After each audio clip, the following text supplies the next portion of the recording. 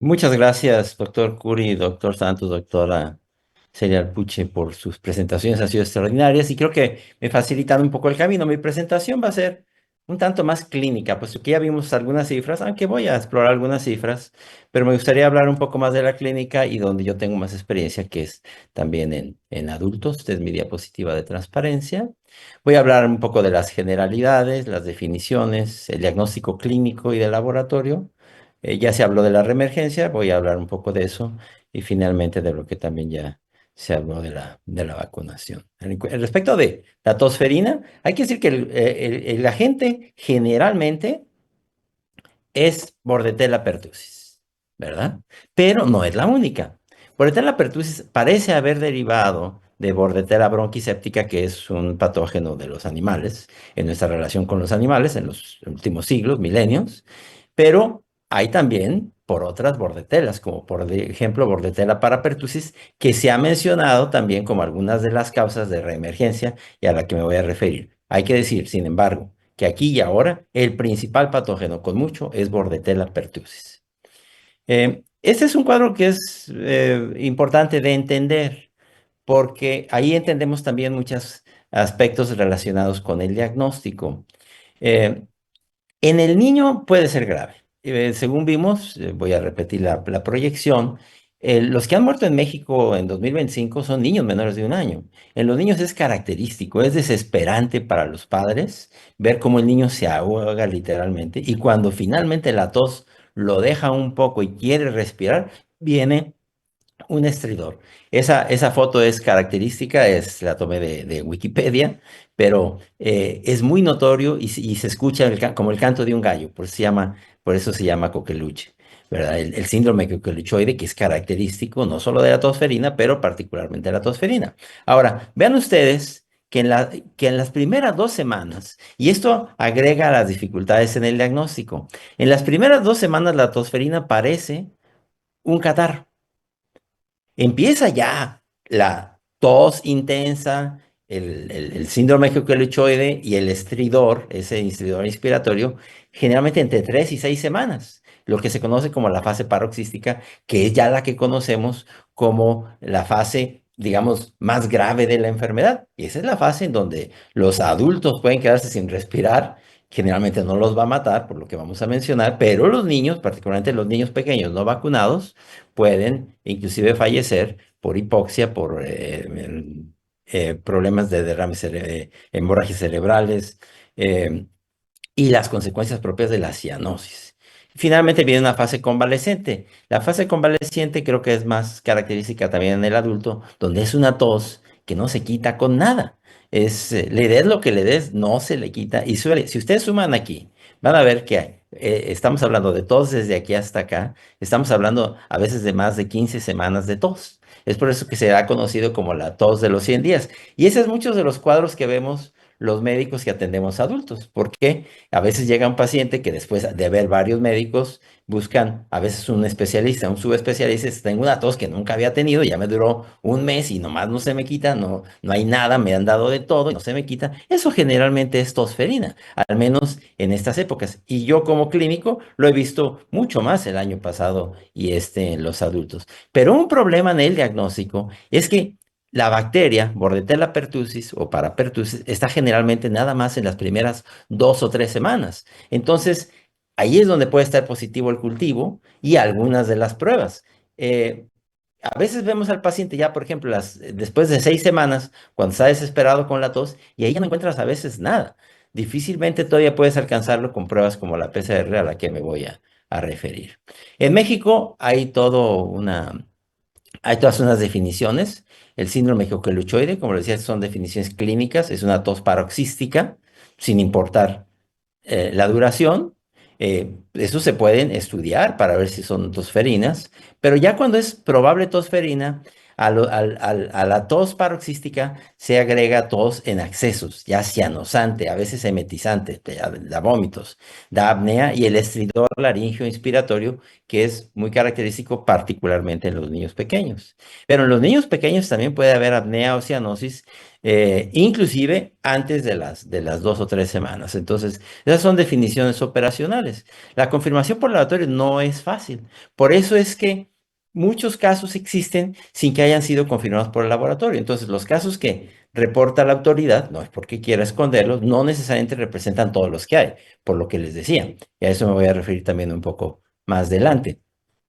Igual algunos se diagnostican por asociación epidemiológica, como mencionaba el doctor Pablo Curi. Y finalmente hay algunos que son tan característicos que no necesitas ni siquiera aislar a la bordetela para decir esto es tosferina con casi toda probabilidad. Cuando el paciente tiene más de 25.000 leucocitos y más de 60% de linfocitos, más un cuadro característico, eso es suficiente para decir que es tosferina.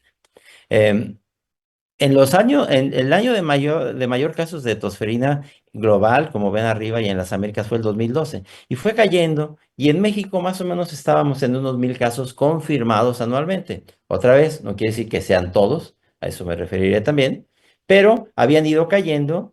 em, y habían quedado más o menos en un nivel de unos 1.000 por año. ¿Y qué pasó?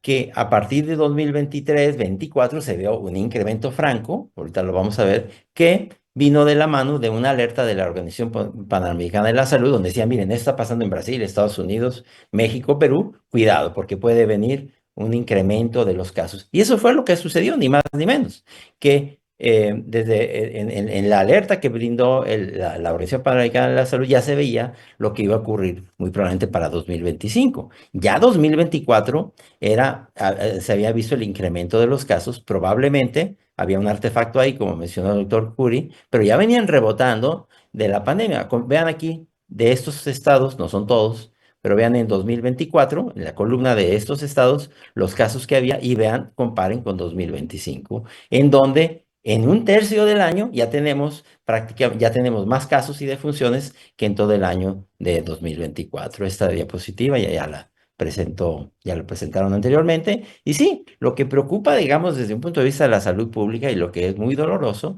es que vuelva a haber niños que mueren por tosferina, particularmente en el primer año de vida, hasta donde sé, por el informe epidemiológico, los casos han sido en niños menores de 1 año, prácticamente todas las muertes, y prácticamente todos en niños no vacunados. Por eso también es importante decir que el niño nace sin inmunidad o con una inmunidad muy pobre si la madre no está vacunada en el embarazo.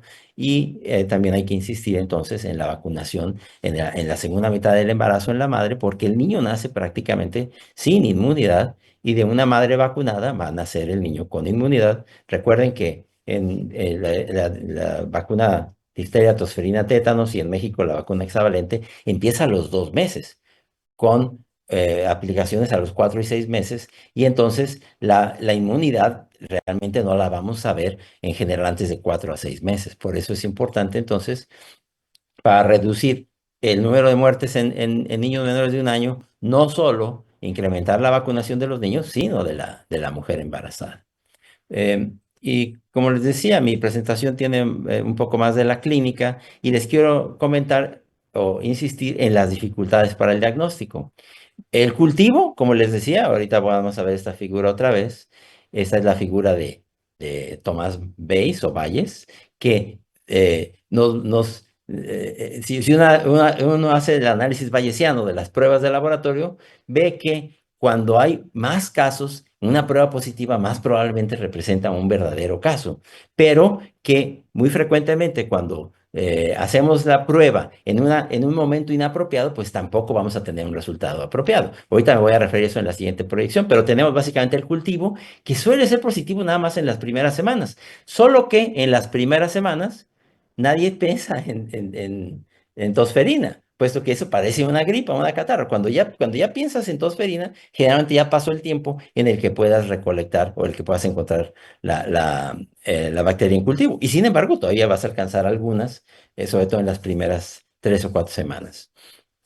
Sin duda que la prueba más sensible y la que dura más tiempo positiva es la PCR, ¿verdad? Que esa es positiva desde muy al principio y suele mantenerse positiva durante varias semanas, a veces 4 o 5 semanas del inicio de la tos.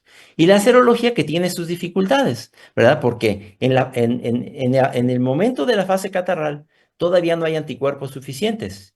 Y en los menores de 1 año hay mucha interferencia con anticuerpos maternos o anticuerpos de la vacunación. Por eso la serología es mucho menos útil en el caso de la tosferina. Aquí repito esta imagen porque vean ustedes el síndrome ya típico de la tosferina. Esa la vamos a encontrar generalmente entre los 14 y 21 días. Me refiero, es cuando es más intenso y es allí donde vas a poder encontrar con más probabilidad a través de PCR a la bacteria. Si nos vamos a el cuadro catarral, como ustedes pueden ver, ahí ya es positiva la PCR y sería positivo el cultivo. El problema está en que en esta primera etapa casi nadie va a pensar en tosferina. Ahí piensas que es un catarro y entonces muchos se pueden escapar. Y finalmente, ya en la fase crónica, ya en la fase de convalecencia, que puede durar más de 100 días, o en general si tú sumas, puedes llegar a tener hasta 120, 130 días, pues ya ahí ya, a veces ya no encuentras positiva ni el cultivo, ni la PCR tampoco. Y entonces la situación en la que nosotros los clínicos decimos, a ver, pues usted ya tiene 2 meses con tos, estaba perfectamente bien, empezó así y así, generalmente, o a veces te saben reportar quién inclusive pudo haberlos contagiado o cómo lo sospechan, y entonces atascados y dice, esto debe ser tosferina, y en general no se equivoca uno, ¿eh? En general le puede uno decir con relativa confianza al paciente, mire, hagamos lo que le hagamos, esto no va a durar menos de, pues, se llama la tos de los 100 días, vamos a darle algo, pero la verdad es que no se le va a quitar. Y luego, como por arte de magia, por ahí de los 100 días, la tos desaparece.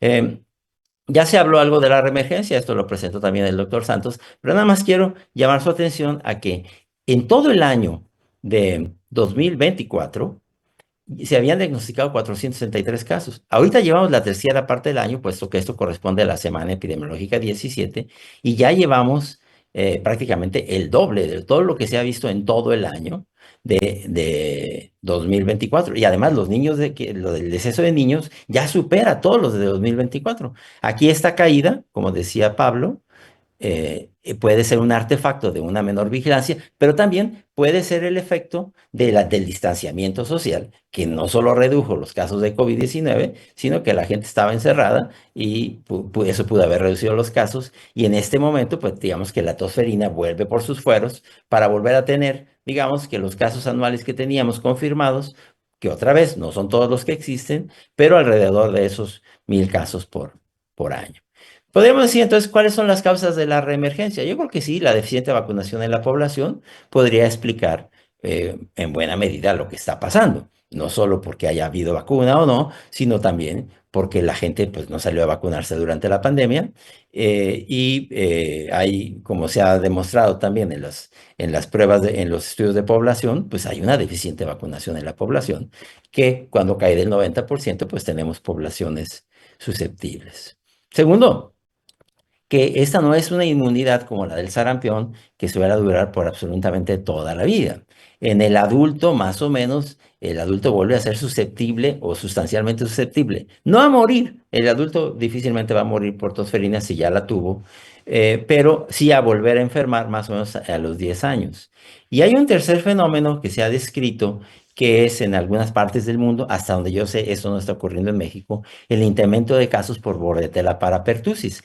Para Bordetella parapertussis, que no suele ser un cuadro tan serio como el de Bordetella pertussis, y sin embargo, la vacunación pudiera estar seleccionando casos de Bordetella parapertussis. Creo que eso no está ocurriendo en México, al menos no de la información que yo tengo, pero en algunos informes de algunas regiones de Estados Unidos, ustedes pueden ver aquí en azul los casos de parapertusis contra rojo los de pertusis, donde en algunos lugares ya es más común la parapertusis que la pertusis. Y eso pudiera ser una selección de la vacuna, porque la vacuna tiene mucho mejor efecto contra Bordetella pertusis que contra Bordetella parapertusis. Entonces esas tres pudieran ser las explicaciones. Esto podría no tener que ver con la tosferina, pero solamente les muestro un fenómeno que creo que es común ahora que empieza a haber estudios moleculares para el diagnóstico de enfermedades virales. Esto es algo que hemos hecho nosotros aquí, por ejemplo, en el Hospital de León, y vemos, pues sí, los virus tradicionales. ¿Por qué vemos mucho más virus incisional respiratorio que de los demás? Porque generalmente son estudios que se le hacen más a los niños que a los adultos. Los papás se suelen preocupar mucho más por los niños. Son estudios costosos y entonces en la medicina privada generalmente se hacen más en niños y tenemos ahí, o sea, sin duda que es un patógeno importante, pero hay un sesgo de selección. Pongo todos estos datos porque en estos datos de infecciones virales, de repente nos brincan ahí algunas bordetelas. Nosotros tenemos experiencia más o menos de cada 100 pruebas positivas, nos van a salir unas dos de bordetela, donde los médicos, los doctores, las doctoras ni siquiera estaban pensando en tosferina, ¿verdad? Y puede haber entonces aquí también un gran subregistro, porque muchas de estas pruebas no se están haciendo en adultos. Entonces, igual que en el síndrome o en el virus inicial respiratorio, que creíamos que no era un problema de adultos y ahora vemos que es un problema muy serio en los mayores de 60 años, también puede ser que tengamos un gran subregistro en los adultos. Yo estoy convencido de que eso es, al menos por los que vemos en la clínica. La vacunación es importante, esto ya no insisto en eso, lo presentó el doctor Santos, estas cifras que si caen del 90% en primera dosis, casi seguramente vamos a seguir teniendo brotes y va a haber brotes de mayor intensidad. No es como el caso de influenza, algo que vaya a dar una pandemia, pero en todo caso habría que dar niveles endémicos altos. Y yo creo que en México va a ser útil la reinstalación de las Semanas Nacionales de Vacunación, porque creo que eso va a volver a llevarnos a algunas de las cifras que llegamos a tener en México. Finalmente, yo podría decir que hemos aprendido tanto de la pandemia como de estos brotes que estamos teniendo de sarampión, tosferina, que necesitamos más inversión en salud. Creo que eso ya es evidente. Yo creo que sí, mi opinión es de que se le debiera dar mucho más recursos a la Secretaría de Salud, como siempre los había tenido. No había tenido nunca muchos recursos, pero ahora tiene cada vez menos recursos y además se han desviado hacia otras instituciones. Yo creo que la Secretaría de Salud debiera seguir siendo la rectora de la vacunación en México. Tendríamos que tener un sistema primario que por desgracia hemos ido parcialmente perdiendo y paulatinamente. Necesitamos hospitales dignos de donde pueda salir vivo de un problema respiratorio grave, ¿verdad? Como vimos también en la pandemia y estamos viendo con los niños que están falleciendo, porque necesitamos capacidades de oxigenación y ventilación mecánica con calidad para que esa gente salga viva, pero, y en este caso muy particularmente, ahora que estamos hablando de sarampión y tosferina, que México recupere sus tasas de vacunación que siempre había tenido como niveles envidiables que había habido en México de tasas de vacunación. Creo que lo podemos hacer. Hay al menos la intención de que así se haga y estoy seguro que si seguimos trabajando en eso, vamos a volver a ser ese país que era la envidia de prácticamente todo el mundo en sus tasas de cobertura y en su menú de aplicación. Muchas gracias por su atención.